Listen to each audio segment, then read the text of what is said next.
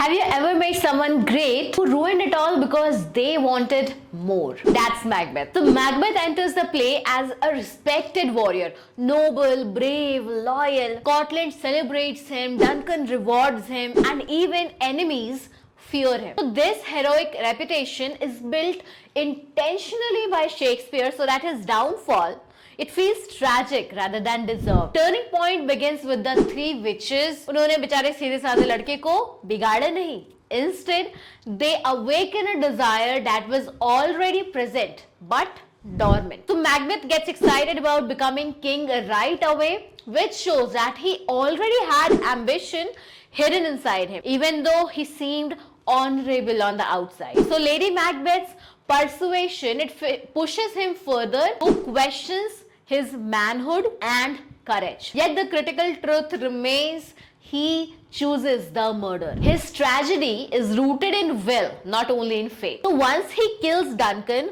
Macbeth's personality, it breaks down. Fear replaces morality. He moves from hesitant murderer to confident tyrant. Unlike the first crime, which required his wife's constant poking, the people like Banquo and Macduff's family he killed later were initiated by himself.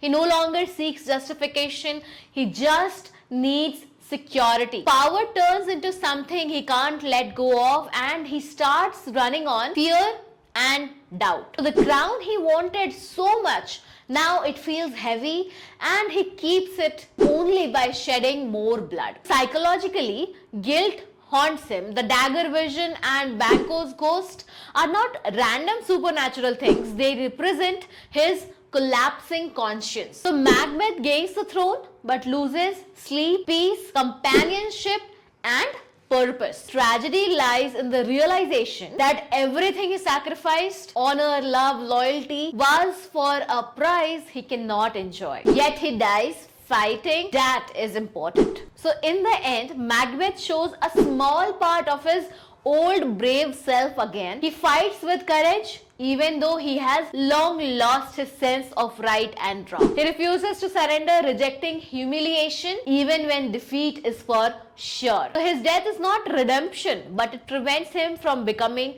a cowardly villain. And Shakespeare ensures that he remains complex, flawed, and human. If you found this video useful, then like, share, comment, and subscribe to my channel Beauty of Language for further updates. And for the notes, head over to my website beautyoflanguage.in.